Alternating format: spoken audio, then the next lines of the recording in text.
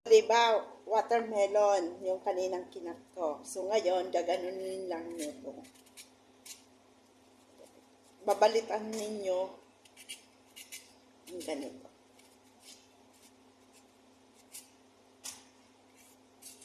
So, maalis lang yung green. Ganito.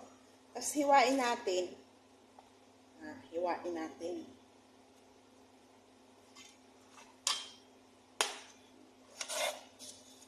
Yung gustong hiwa ninyo, kung paano nyo gustong hiwa. Diba? Ito na. Ito na siya ngayon. Ayan, oh. Hindi pa masyado yung kawali natin, kaya anuhan muna natin i-rest natin konti. Ito yung bawang, sibuyas, kamatis, manok, hipon.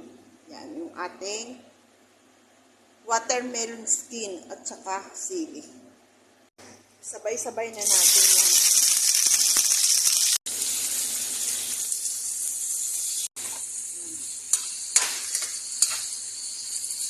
Ayan na, oh. Ilagay na natin to lahat. Pati yung hipon. Ayan. Ayaw ko lagyan ng toyo para yung hindi siya mag-iba ang kulay, diba?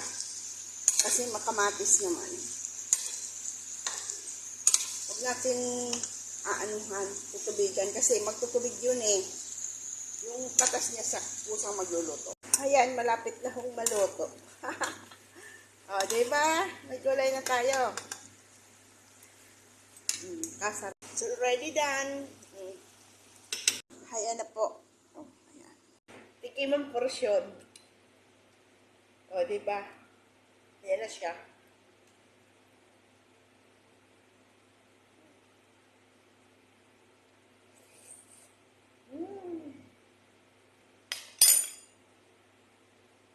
Kasarap nito. Ang ano niya parang papaya or sayote. It's already done.